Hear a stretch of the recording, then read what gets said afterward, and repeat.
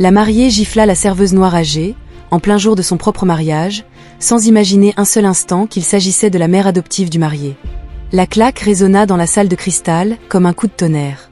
Un silence glacial s'abattit.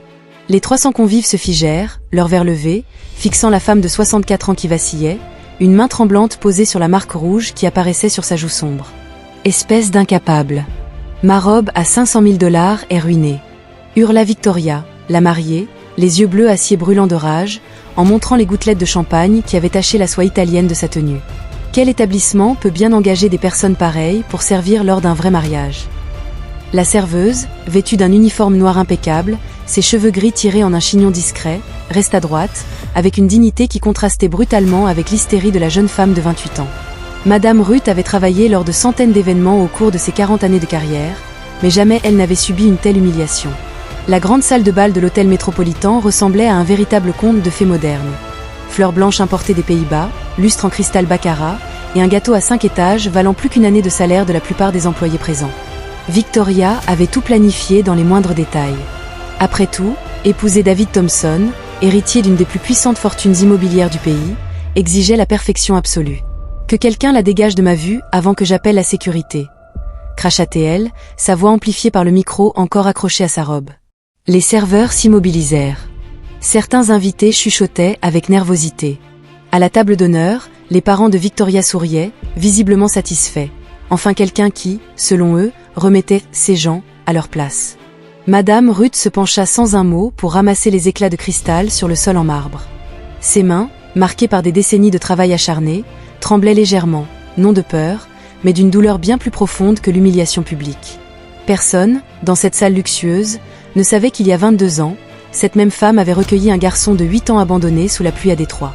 Un enfant maigre qu'elle avait ramené chez elle, élevé comme le sien, et qui avait grandi en l'appelant affectueusement maman. Un garçon nommé David Thompson. Alors que Victoria poursuivait son numéro devant les invités, Donna Ruth leva discrètement les yeux vers l'escalier principal. Là, immobile comme une statue de marbre dans son smoking Armani, se tenait le marié. Leur regard se croisa l'espace d'un instant interminable. Et dans les yeux de David, elle vit quelque chose qui fit bondir son cœur. Il avait tout vu. La femme à qui il venait de promettre fidélité jusqu'à la mort venait d'humilier publiquement la seule personne qu'il aimait réellement au monde. L'ironie était si violente qu'elle paraissait presque intentionnelle. Était-ce le destin qui se jouait d'eux, ou simplement le début d'une histoire bien plus vaste? Si vous vous demandez comment cette histoire d'hypocrisie et de préjugés va se conclure, n'oubliez pas de vous abonner à la chaîne. Car quand le passé surgit dans une salle pleine d'élite, les masques tombent, et certaines chutes sont plus douloureuses que d'autres. Des années plus tôt, David Thompson n'était l'héritier de rien. Il n'était qu'un garçon de 8 ans, beaucoup trop mince pour son âge, assis sous la pluie devant un refuge bondé de Détroit. Ses vêtements trempés collaient à lui, et dans un sac plastique, il ne possédait qu'une photo abîmée de ses parents morts dans un accident et un ours en peluche borgne. Madame Ruth quittait un double service à l'hôpital quand elle le remarqua. Aide-soignante depuis 15 ans, elle gagnait peu, vivait seule dans un petit appartement et, à 42 ans, n'avait jamais eu d'enfant. La vie ne lui en avait pas laissé l'occasion. Mais ce soir-là, la vie lui offrit David. « Bonjour, mon chéri. Tu as faim ?» demanda-t-elle en s'agenouillant sur le trottoir mouillé, oubliant totalement son uniforme d'hôpital trempé. Le garçon leva des yeux grands, sombres, chargés d'une tristesse qu'aucun enfant ne devrait supporter. « Je n'ai pas d'argent, » murmura-t-il. Ruth sourit, ce sourire sincère qui deviendrait, pour David, un ancrage émotionnel essentiel. « Qui t'a parlé d'argent ? Viens, je vais te préparer un chocolat chaud. » Cette nuit-là, David dormit sur son canapé. Le lendemain, il était encore là. Le mois suivant aussi. Ruth n'avait jamais officialisé l'adoption, elle n'avait pas les moyens d'un avocat, mais dans les faits, David devint son fils. Elle cumulait 3 emplois pour lui payer une école privée. Elle se levait à 4 heures du matin pour nettoyer des bureaux, allait ensuite à l'hôpital, puis faisait le ménage dans des restaurants le soir. David grandit en voyant ses mains toujours occupées, toujours fatiguées, mais toujours au service de son avenir. « Maman !» avait-il fini par l'appeler après 3 mois. « Quand je serai grand, je t'achèterai une grande maison, » disait-il. « Tu n'as pas besoin de m'offrir une grande maison, mon fils. Sois simplement un homme bon, » répondait-elle en lui caressant les cheveux pendant qu'elle l'aidait à faire ses devoirs sur la petite table de la cuisine. À 16 ans, David reçut une bourse complète pour une université prestigieuse. Ruth pleura le jour de la remise des diplômes du lycée. des larmes de fierté mêlées à la douleur de voir son fils partir dans un monde qu'elle ne connaîtrait jamais vraiment. Durant ses études, David l'appelait chaque semaine. « Comment ça va, maman ? Tout va bien ici ? Et toi, tu manges correctement ? Tu te fais des amis ?» demandait-il chaque semaine. Ce que Ruth ne lui avouait jamais, c'est qu'elle cumulait désormais 4 emplois pour pouvoir lui envoyer $200 par mois, afin qu'il ne manque de rien malgré sa bourse. David ne le comprit que plusieurs années plus tard, lorsqu'il découvrit par hasard ses relevés bancaires. À l'université, il se démarqua en administration et en finance. Intelligent, appliqué, mais surtout humble, il attirait l'attention. Ses camarades issus de familles riches remarquaient qu'il n'était pas comme eux. Il travaillait à temps partiel, ne participait pas aux fêtes coûteuses et renvoyait systématiquement la moitié de son salaire à la maison. Il décrocha son diplôme avec mention très bien, puis un stage dans une société d'investissement. En 5 ans, il devint associé. En 10 ans, millionnaire. À 30 ans, il faisait partie des hommes d'affaires les plus respectés du pays. La première chose qu'il fit après avoir signé son tout premier contrat de plusieurs millions, fut d'acheter une maison pour Madame Ruth. Pas un manoir, elle détestait la démesure, mais une demeure simple, confortable, dans un quartier tranquille, avec un jardin où elle pourrait cultiver ses tomates. « Mon fils, c'est beaucoup trop », protesta-t-elle lorsqu'il lui tendit les clés. « Maman, ce n'est même pas le début de ce que je te dois », répondit-il en la serrant contre lui. C'est dans cette maison que, 2 ans plus tard, David fit la connaissance de Victoria. Il était venu dîner comme chaque vendredi, lorsque celle-ci arriva à l'improviste. Elle était la fille de clients importants, et avait obtenu l'adresse grâce à ses relations. « Je pensais que tu vivais dans cet immeuble chic de Manhattan », dit-elle, peinant à dissimuler sa surprise devant la modestie de la maison. « J'y vis, oui, mais je viens dîner avec ma mère toutes les semaines », répondit simplement David. Victoria jeta un œil à Ruth, qui servait le repas. « Elle est mignonne. Très authentique », murmura-t-elle. David, amoureux, ne détecta pas le mépris voilé. Ruth, elle, le remarqua immédiatement. Les femmes comme elle développent un 6e sens pour repérer les préjugés habilement masqués. Au fil des mois, Victoria accompagnait rarement David chez sa mère. Elle avait toujours un événement, un dîner mondain, une obligation, que tu comprendrais si tu appartenais à mon milieu, disait-elle. Ruth n'en parlait jamais, mais David commença à remarquer certains détails. La façon dont Victoria parlait aux employés, son regard envers ceux qui ne lui ressemblaient pas, et ses petites remarques sur les gens qui ne savent pas rester à leur place. Et maintenant, 22 ans après cette soirée pluvieuse où tout avait commencé, David observait la femme qui prétendait l'aimer humilier publiquement la seule personne qu'il avait aimée sans condition. Victoria continuait son spectacle, posant pour les photos, recevant des félicitations pour son mariage parfait. Pendant ce temps, Madame Ruth s'était retirée dans la cuisine de service. Assise sur une chaise en plastique, elle respirait profondément, tentant d'assimiler ce qui venait de se produire. Mais David Thompson n'était plus le petit garçon transi de froid devant un refuge. C'était un homme ayant bâti un empire, et qui savait reconnaître les véritables intentions des gens lorsqu'ils pensent ne pas être observés. Alors que Victoria riait de l'incident, avec la serveuse maladroite, David réalisa qu'il venait de passer 2 ans à préparer un mariage avec une inconnue. La question n'était pas s'il devait agir, mais comment révéler poliment aux 300 invités qui étaient réellement Victoria derrière son masque de douceur feinte. Il resta immobile en haut de l'escalier pendant exactement 23 secondes. Le temps d'absorber ce qu'il venait de voir. 23 secondes pour que 20 ans de gratitude se transforment en une colère froide. En bas, les parents de Victoria fanfaronnaient. Enfin quelqu'un qui remet ses gens à leur place. Notre fille a vraiment le poignet ferme. Dans la cuisine, Ruth appliquait de la glace sur sa joue meurtrie. Marcus, le chef cuisinier, inquiet, s'approcha. « Madame Ruth, voulez-vous que j'appelle quelqu'un ? Un médecin ? La police ?» Elle secoua la tête. « Non, mon garçon. J'ai déjà traversé pire. Ça passera. » Mais David, lui, ne laisserait pas passer. Il descendit avec assurance, saluant les invités avec des sourires mécaniques, son esprit travaillant à toute vitesse. Chaque félicitation alimentait son plan silencieux. « David, quelle fête magnifique !» s'exclama Madame Pemberton, l'une des clientes majeures de Victoria. « Votre femme est splendide, et quelle poigne ! J'ai adoré la façon dont elle a géré cette situation embarrassante tout à l'heure. » « Une situation embarrassante ?» répéta David, impassible. « Oui, cette serveuse maladroite qui a taché sa robe. Franchement, votre femme a été très correcte. Moi, j'aurais été bien plus dur. » David hocha lentement la tête. « Je comprends parfaitement. » 20 minutes plus tard, Pendant que Victoria posait encore, David se glissa vers la cuisine. Ruth était toujours là, emballant les restes du banquet comme si de rien n'était. « Maman !» murmura-t-il en s'accroupissant près d'elle. Les yeux de Ruth se remplirent de larmes. « Mon fils, ne fais pas d'esclandre à cause de moi. Aujourd'hui, c'est ton jour spécial. » C'était mon jour spécial. Maintenant, c'est autre chose. Il prit doucement ses mains. « Tu vas rentrer à la maison te reposer. Marcus va t'accompagner. Et maman, s'il te plaît, ne regarde pas les infos ces prochains jours. D'accord ?» Ruth observa attentivement son fils. Dans son regard brillait quelque chose qu'elle n'avait plus vu depuis les moments les plus difficiles de Détroit. Une détermination glacée, qui n'apparaissait que lorsqu'une limite avait été franchie. « David, qu'est-ce que tu vas faire ?» Ce que j'aurais dû faire depuis longtemps, montrer à ces 300 personnes qu'ils ont réellement applaudi aujourd'hui. Pendant que Marcus raccompagnait Ruth par la sortie de service, David retourna dans la salle. Il repéra James Morrison, son associé et meilleur ami depuis l'université. « James, je dois te parler. Maintenant. » Dans un coin discret, il résuma tout en 2 phrases. James pâlit. « Mec, qu'est-ce que tu vas faire ? Le mariage est déjà célébré. Tout est signé. » David le fixa calmement. « Tu te souviens pourquoi on a fondé notre entreprise ?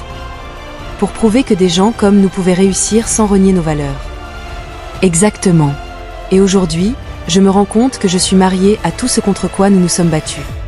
David sortit son téléphone portable. « J'ai besoin que tu enregistres une conversation pour moi, discrètement, mais avec une bonne qualité. »« David, tu es sûr ?» demanda James, hésitant. « Une fois que ça sortira, il n'y aura plus de retour en arrière. » Le retour en arrière, il a disparu au moment où elle a levé la main sur ma mère, répondit David d'un ton sec. Il retourna au centre de la salle où Victoria, entourée de ses parents, coupait le gâteau. Il s'approcha avec un sourire chaleureux, l'embrassa sur la joue et murmura. « Chérie, pouvons-nous discuter un instant, juste nous deux ?» Victoria haussa un sourcil. « Maintenant, nous sommes en pleine fête. Ce sera rapide, juste à propos de l'incident tout à l'heure. » Son expression se fit soudain sombre. « Quel incident ? Avec la serveuse ? Je veux comprendre exactement ce qui s'est passé. » Victoria regarda autour d'elle pour s'assurer que personne n'écoutait, puis l'entraîna vers un coin près de la fenêtre. James se positionna stratégiquement à quelques mètres, le téléphone discrètement pointé vers eux. « David, ce n'était qu'un stupide accident. Elle a taché ma robe, et j'ai réagi. Fin de l'histoire. Tu l'as giflée. Et alors ? C'était une serveuse maladroite. Elle doit apprendre à être plus prudente. » Victoria croisa les bras. « Je ne comprends pas pourquoi tu en fais tout un drame. Une serveuse maladroite. » David répéta lentement, ses mots tranchants. Choix de mots intéressants. « Quel choix de mots ? » répondit-elle, surprise. « C'est ce qu'elle est. Les gens de ce genre doivent savoir rester à leur place. » David sentit quelque chose se briser en lui. Les gens de ce genre. Victoria leva les yeux au ciel. « David, pour l'amour de Dieu, tu dramatises. Ce n'était qu'une vieille femme noire qui ne savait pas ce qu'elle faisait. Elle ne parle probablement même pas correctement anglais. Quelqu'un devait lui apprendre les limites. »« Silence, » continua Victoria, interprétant le silence comme un signe d'accord. « Je suis contente que tu comprennes. C'est pour ça que je t'aime. Tu as suffisamment de classe pour ne pas te mêler à la racaille. Imagine si tu étais un de ces nouveaux riches qui défendent ces gens juste parce qu'ils ont de l'argent maintenant. » David murmura, « Ces gens. » Exactement. Chacun reste à sa place. Tu comprends ? Nous avons notre classe, ils ont la leur. Quand quelqu'un oublie ça, il faut le lui rappeler. C'est tout ce que j'ai fait. David la regarda, comme s'il voyait pour la première fois. La femme devant lui n'était plus celle qu'il pensait connaître. Pire qu'une inconnue, elle incarnait tout ce qu'il méprisait profondément. « Je comprends parfaitement, ma chérie. Merci de m'avoir éclairée. » Victoria sourit, soulagée. « Je suis contente que tu comprennes. Maintenant, retournons à la fête, nous devons couper le gâteau avec mes parents. » Alors qu'elle s'éloignait, David resta immobile. James s'approcha, rangeant son téléphone. « Tu as tout enregistré ? » Chaque mot. Le son est clair, la vidéo parfaite. James marqua une pause. « David, elle a vraiment dit tout ça. » Et pire encore. Bien pire. David regarda Victoria poser pour les photos avec le gâteau, radieuse devant les caméras. Dans quelques heures, ce serait elle qui serait au centre de l'attention, mais dans un contexte complètement différent. « Combien de journalistes avons-nous dans notre liste de contacts ?» demanda David. « Une quinzaine, 16. Et des avocats spécialisés dans l'annulation de mariage. »« Oui, et des experts en relations publiques, spécialisés dans la gestion de crise. » James acquiesça. « Tu es sûr de ça ?» David jeta un dernier regard à Victoria, qui riait maintenant avec ses amis, probablement à propos d'autres commentaires sur ceux qui doivent rester à leur place. « Ma mère a sacrifié 20 ans de sa vie pour m'offrir des opportunités. Elle a cumulé 3 emplois, a souffert de la faim, ne s'est jamais rien acheté. Et aujourd'hui, alors que ça devrait être le plus beau jour de ma vie, elle a été humiliée publiquement par la personne que j'ai choisie pour partager mon avenir. » Il prit une profonde inspiration. « La fête va encore durer 2 heures. Assez de temps pour mettre certaines choses en route. Demain matin, Victoria découvrira que certains choix ont des conséquences qui vont bien au-delà de ce qu'elle imagine. » À cet instant, Victoria éclata de rire au milieu de la salle, levant une coupe de champagne pour un nouveau toast. Ses yeux brillaient d'un bonheur sincère, celui de quelqu'un persuadé d'avoir tout ce qu'elle a toujours voulu. Ce qu'elle ignorait, c'est qu'à quelques mètres, l'homme qui venait de lui promettre un amour éternel orchestrerait la chute la plus élégante et dévastatrice que sa réputation ait jamais connue. Et cette fois, ce ne serait pas une vieille serveuse maladroite pour lui rappeler sa place. 2 heures plus tard, alors que le champagne pétillait encore et que les invités savouraient les desserts français, David monta sur la petite scène où le groupe avait joué pendant le dîner. Le micro résonna dans la salle dorée, et peu à peu, les conversations cessèrent. « Mesdames et messieurs, merci d'avoir rendu cette journée si spéciale », commença-t-il d'une voix calme et posée. Victoria, au centre de la salle, souriait, pensant que son mari allait prononcer le discours habituel de remerciement. « Avant de clore cette merveilleuse soirée, j'aimerais partager quelque chose de très important avec vous tous. » Un silence pesant tomba. James se positionna discrètement près des portes, smartphone en main, diffusant la scène en direct à un public grandissant rapidement. Aujourd'hui, lors de cette fête, j'ai été témoin d'un événement qui m'a fait complètement repenser la signification de la famille, du respect et du caractère. David fit une pause, croisant le regard de Victoria. L'une des personnes les plus importantes de ma vie a été agressée et humiliée publiquement par quelqu'un qui devrait incarner l'amour et la compassion. Victoria sentit son estomac se nouer. Des murmures commencèrent à circuler parmi les invités, essayant de comprendre où David voulait en venir. « Si tu veux, je peux également réécrire la suite du discours de David pour qu'il révèle Victoria à tous les invités, avec tension et impact dramatique, prêt à publier dans la presse. » Madame Ruth Silva, commença David, travaille depuis 40 ans au service des familles lors d'événements comme celui-ci. C'est une femme de 64 ans, honnête, laborieuse, qui n'a jamais fait de mal à une mouche de sa vie. Sa voix se fit plus ferme, et aujourd'hui, elle a été agressée physiquement simplement pour avoir taché une robe. Un murmure parcourut la salle. Victoria tenta de lever la main pour le faire taire, mais David l'ignora complètement. Ce qui rend tout cela encore plus choquant, poursuivit-il, c'est que la personne responsable de cette agression a jugé normal de frapper une femme âgée simplement parce qu'elle n'était qu'une employée. Victoria s'avança vers la scène, le visage crispé par la panique. « David, qu'est-ce que tu fais ? Arrête !» Madame Ruth Silva n'est pas simplement une serveuse, Victoria. La voix de David perça l'air comme une lame. « C'est ma mère. » Le silence qui suivit fut assourdissant. 3 personnes se figèrent simultanément, leurs verres suspendus en l'air.